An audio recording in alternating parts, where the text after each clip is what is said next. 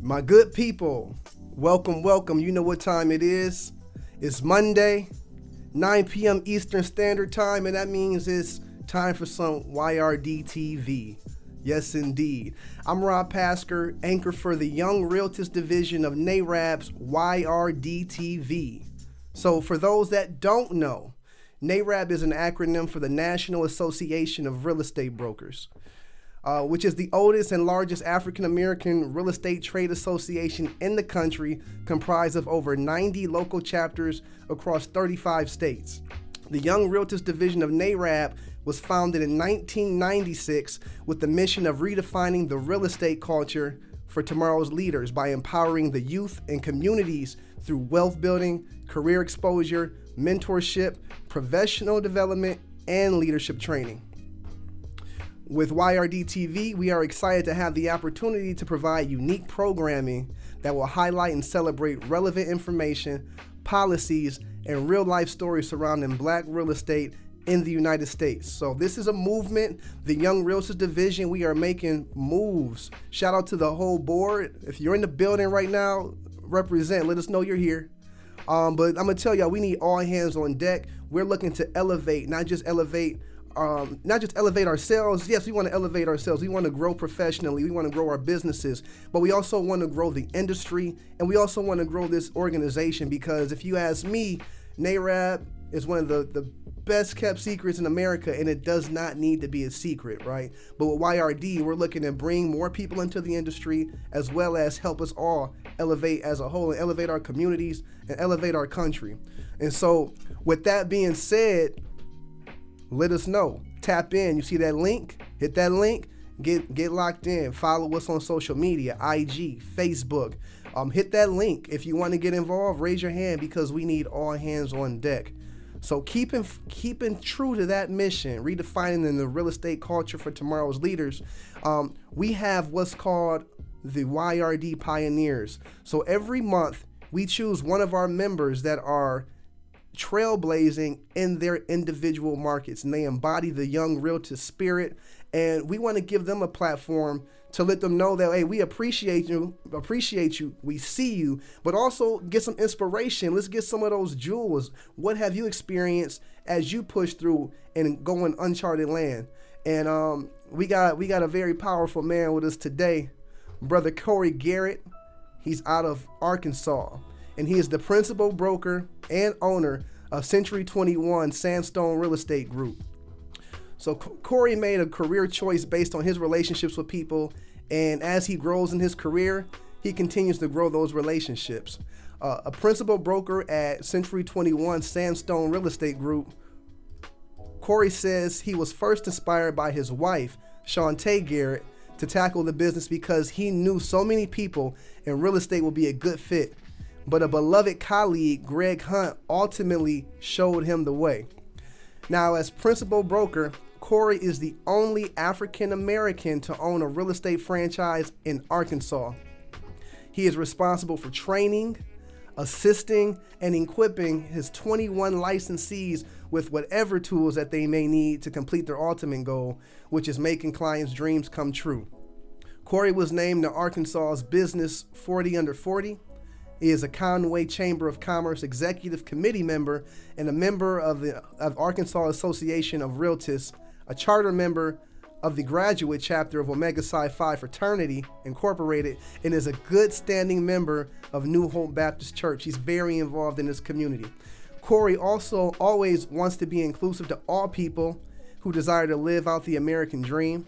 He is always willing to share what he has learned to help the next person succeed, because he believes if one person wins, the whole community wins.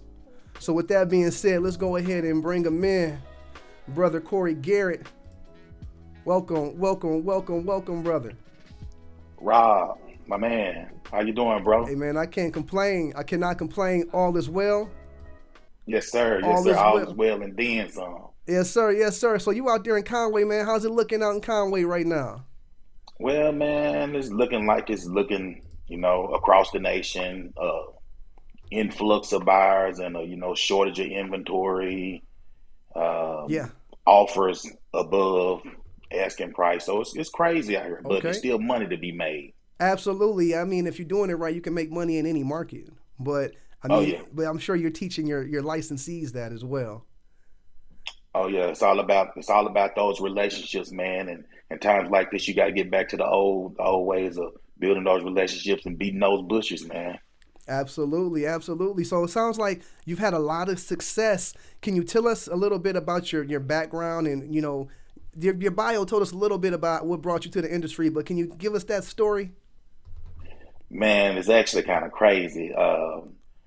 Back in 2006, I was unemployed for a little while, and that's when my wife said, I think you may be good at selling real estate. So I made a call to the guy that sold me my first house, which his name is Greg Hunt. You'll hear me talk about him quite a bit. I think his name was even mentioned in my bio. So I met up with Greg, and we formed a team and started working at one of the other franchises here in my market back in 2006. And we worked together over there up until about 2008, man. And that's when we decided to step out and do something different here in our market, becoming the only African American owned full service real estate brokerage in our market. So we stepped out on our own in 2008 and formed Sandstone Real Estate Group. And if you know what was happening around, the end of 2007, 2008, that's when the real estate market crashed. So we started in the bottom. So we started in the trenches, and so now when times come like this, when the market gets tight again, then I know tactics and the principles and stuff to maneuver through markets like this. So that's a brief intro about my background and how I ended up getting into to real estate. Okay, okay. So you've been through some tumultuous times. You survived. Sound like you survived the crash Oh, and then some. oh yes, sir. I mean, it was days, man. I'm gonna say we started in 2008, and it was around 2012.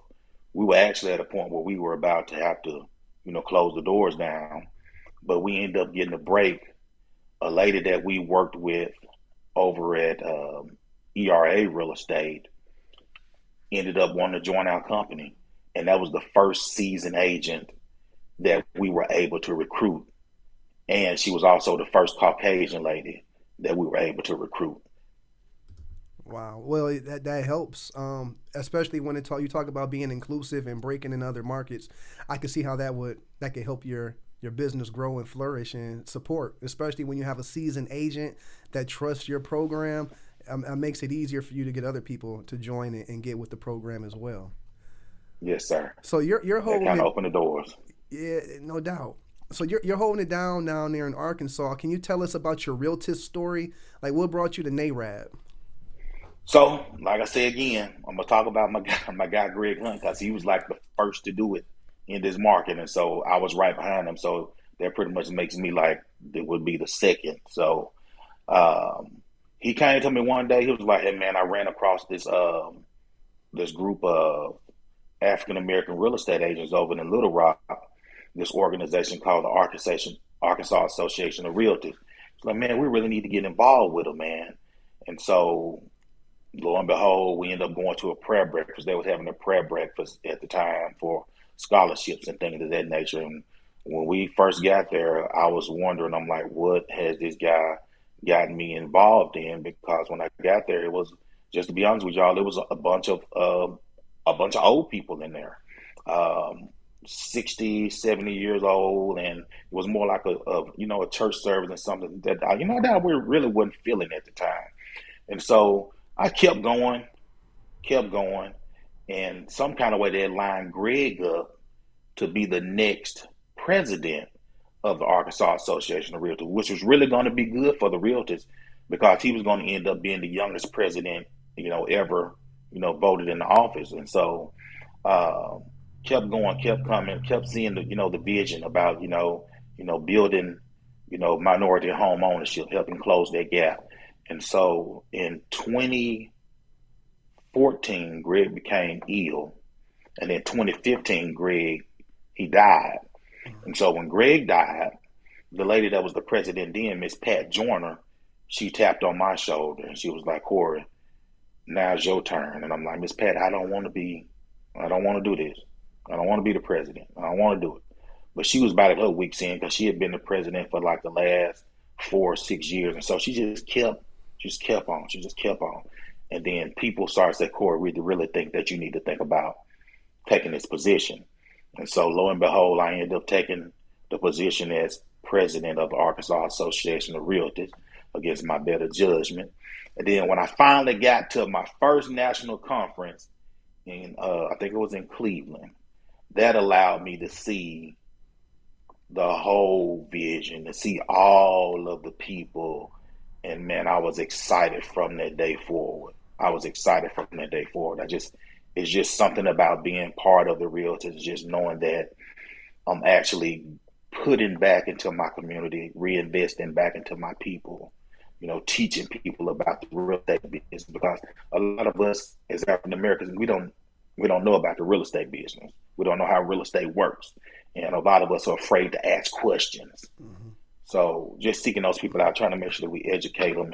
And that's why I love being part of the Realtor, just educating the people, man. Educating the people, and then you got it right, man. So my experience going to the national events, I mean, it's just mind blowing to see so much Black excellence in one room, and people are willing to pour into one another. And we take the knowledge, we take the energy back to our markets, and we make a difference.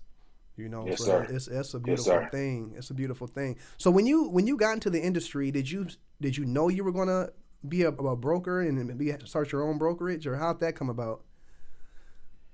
Man, no, I didn't. Like I did not. Real estate was not even on my radar, man. And just when I got into the business and just looking around, at my local market, and then looking around at, Arkansas as a whole, we tend to lag behind in pretty much everything. So we were lagging behind in an area. There was actually no one in Conway, Arkansas to represent us, to a different face. And so therefore, that's why we decided to, start our own company to give a different face to real estate besides, the normal face. I got you. Especially in my market. I got you. Yeah, well, that's necessary, definitely, because I could say the same thing for me in Toledo, Ohio. I'm only one of 3 Black-owned brokerages in Northwest Ohio. My whole board. And okay. So it sounds like you're the only African American owned real estate brokerage in your market. In my market, yes, sir. Wow. Yes, sir. Wow. Yes, now, sir. With that being said, did you face challenges as you established your brokerage and pushing and marketing? What type of challenges did you face? Oh man, challenges. I guess the number one, of course, is pretty much with a lot of us African American companies. Number one is capital. My second problem was with recruiting. Had a lot of people sitting back trying to see, is this thing real? How long are these guys gonna last? Then, of course, I don't look like everybody else, so I still have a problem with, with some of that recruiting. Then, there's that Bugs Bunny. I call it the Bugs Bunny syndrome, to where you're the principal broker. You got to be over the marketing. You got to handle the day-to-day finances. Then on top of that, you got to run your own personal business. And one of the biggest barriers for us as African American owners is, a lot of times we're the top producer in our company, in our individual company. So we actually have to find someone to replace us, to replace that income before we can go on and do other things. No, that's real. I mean, I experienced that in my brokerage as well. It's like, hey, as brokers, I think we are better suited. It's better for everybody if we can focus on building the organization versus working in the organization. Right. And so, right. What made you choose between going with a franchise versus being an independent broker? Man, a lot of the things that I just said were some of my barriers, and I've actually I actually was approached by a few different franchises, at different times, and I I kept turning them down. I kept turning them down. My major barrier was because I didn't want to pay a franchise fee. But then as time started to go on and the real estate market is changing, it's not that it used to be. You used to be able to depend on people. People were loyal. But now in these days, with the modern advances in technology, I found myself getting kind of behind. Because the first thing people do now is they go straight to Zillow and they see the house on there, and then whatever they find, whatever website they find, they're gonna click on it, and the next thing you know, they purchase the house. So I was getting behind in the technology. As far as the marketing pieces and everything, I had to create everything. So if an agent wanted to make a just sold flyer, just something just simple, I had to create that at some point in time. Stuff like that gets old. It needs to be refreshed. So the technology, the name recognition, you get people who will be kind of shady with you when you say, what company you work for? I work for Sandstone Real Estate Group. Oh, I never heard of them before. And, you may have been around for like 10 plus years like myself. So name recognition, the marketing piece, really the technology piece. And I figured it would help me be able to manage my business better. Workflow, I get coaches from them on every aspect of the business as well to help me try to. And look, just let me be honest with you all. I came from nothing. Nobody in my family knew about real estate. Nobody ever taught me about money or anything like that. So now what I'm doing is I'm using their resources, their coaches and stuff to help me build this business up, to get this package together to where at some point I can sell the thing off and go off and do something else. Absolutely. So it sounds like you got it out the mud, man. Man, just happen to have a little favor fall on me, Yeah. man. Don't know why, I'm in the situations the places that I am, but it seemed like, God just keeps on Absolutely. giving it to me. It's Yeah. because you keep on blessing his people. Yeah, man. I appreciate it, man. I always try to give back. Um, I always want to be, involved in the community.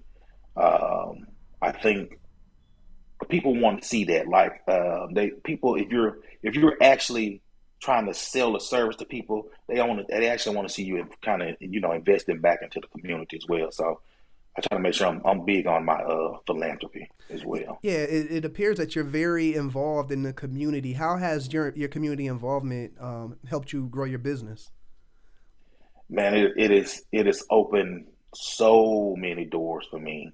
Um, just making sure that I'm a real big participator with the local Chamber of Commerce where I am, and I'm actually on the executive committee. And in 2 years, I'll be the president of the Chamber of Commerce here in my market, and I'll be the second African American to ever hold that position in a chamber that's like over 100 years old.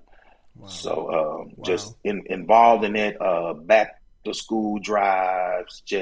It's just it's all about being around people, and not so much that you're there to try to sell them a service, but you're actually there. You're just giving back to the community, and then while you're giving back to the community, you make sure that you talk to the people that are there, and you talk to them about what you're gonna talk to them about. Well, I'm not talking to you about trying to sell your house. I want to talk to you about life. I want to know who you are as a person. Where do your children go to school? How old are your kids? You got any dogs? Where do you work? And then eventually I get around to where do you live? That's it. That's it. That's it. I call that four, man. Family, occupation, recreation, and dreams. Building that rapport with people leads to, Hey, I like that, bro. you I'm gonna know, take that and use it. hey, there you go. Hey, people Yeah. do business with those they know, like, and trust, but you got that game down pat. Yes, sir. Yeah, bro. Yeah. So you're successful down in Arkansas. So for realtors that are looking to take their careers to the next level, what's some advice that you would give to them? Um, Number one, I would say don't place limits on yourself. I've done it. I've done it myself. don't place limits on yourself, and don't be afraid to talk to people.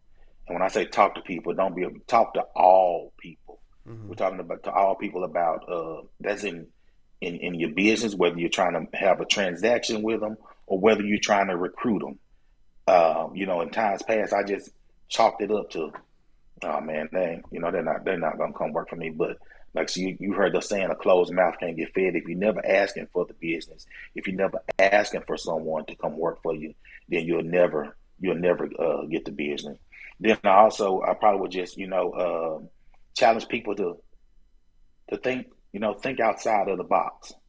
Just because the business was ran has been ran this way all of these years doesn't mean that the market isn't changing and that your business needs to evolve as well. So look for new things, look for new trends, and always make sure that you stay educated on the current trends and what's going on in your current market.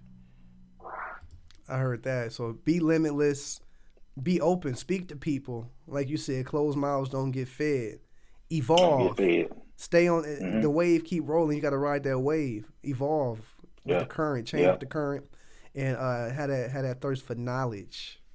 yeah. All. We gotta stay educated because really we're the experts, and so we have a lot of people, and we work with them all the time. They say, "I don't know what you think. What do you think?" So people are trusting, our opinions or what we know. They're trusting our knowledge. So we have to make sure that we stay abreast as to what's going on. Attend those NAREB conferences, and get that good education that's being offered.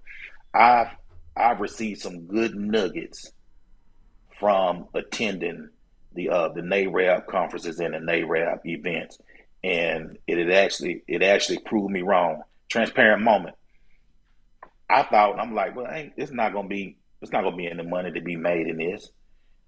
Uh, it's not really about the money, but you'll generate some bucks. You'll make some connections with some people. Get some referrals, or you'll learn about what somebody else is doing in their market. Like for me, a bunch of the REO business that people are getting in different states. That's it's been kind of untapped here. For me, so I've been able to come back in and tap into some of those things as well. So that education piece, man.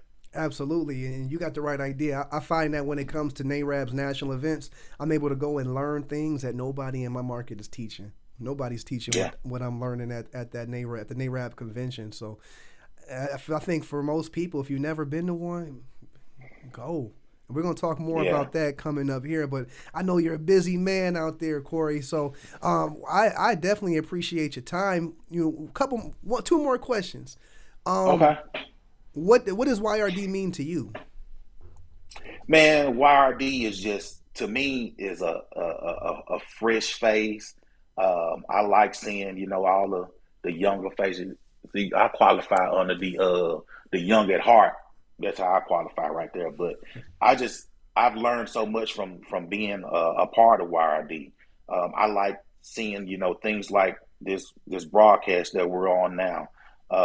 YRD has a bunch of young, brilliant minds, and YRD is actually putting on some good, some great programming for NAREB and coming to the forefront. So that's why I appreciate YRD for staying cutting edge, for staying innovative, and bringing new things, to the organization. Man, it's just like wow, like the I think a round table we had, or you all had, maybe about 6 to 9 months ago, and the people here in Arkansas, man, they were really just, they were wild when they saw all of the young faces and the people that were making moves in real estate, and it inspired them and it challenged them to do more in the local market. So young and innovative, man, I love it. That's what it's about. Like I said, I'd like to see your experience when you went to your first NARAB event. It was a lot of seasoned people, and so this movement, it's not necessarily about age, but it's just that the movement of innovation, pushing forward, progress. And that's what YRD is all about. So, you know, like I Yeah, said, brother, I appreciate you. You got anything else for the people, man? Any nuggets for us? man. Uh, just keep doing what you're doing, NAREB family.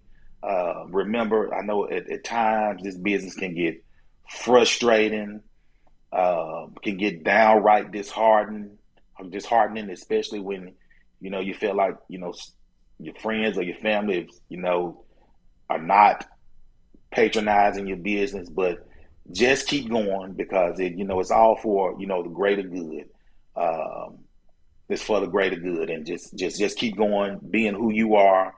Remember your integrity. Remember your ethics, and stay up on the education. Stay cutting edge. Know what you're talking about. Be confident in what you're talking about, and people will trust you and they'll do business with you. Absolutely. Well, we appreciate you, brother. I truly do. And we all do. Everybody that's out there watching, all the people that's going to be watching the replay. Hey, let's give it up for our YRD December Pioneer, Korry Garrett. Yes, sir. Appreciate you all. Yes, sir. Yeah, we appreciate your time, brother. And I'll be connecting with you. Hope to see you at the MidWinter in San Antonio. All right, brother. Be blessed. Yes, sir. Yes, sir. I'll be in touch. All right, man. Yes, sir. But yeah, that's what it's about. Realtists in their markets working to elevate their communities through service. I mean, this is a service that we provide, and it's a service that helps people change their lives. And I don't think there's more noble work that can be done. So shout out to Brother Korry Garrett. We appreciate him spending time with us to just shed some light on his mindset and what he's doing in his market.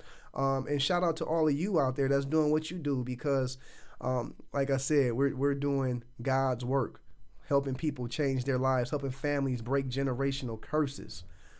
So that's what this is all about. Let's talk about some coming events.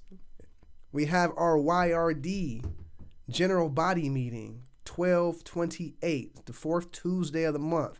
Be there or be square. We're going to be dropping some information, giving you some knowledge that you'll be able to bring to your market and build your business. And we also have coming up our MidWinter Conference. It'll be in San Antonio, March 1st through March 4th. Go ahead and get registered now because as you wait, the price will go up. So go ahead, get registered right now, get it locked in. It's going to be a lot of education, a lot of information, a lot of fellowship, a lot of inspiration. And I mean, if you want to elevate in this business, you do not want to miss this opportunity. So I look forward to seeing you all there. And I appreciate you all for tuning in tonight. This has been YRDtv. I'll see you next Monday.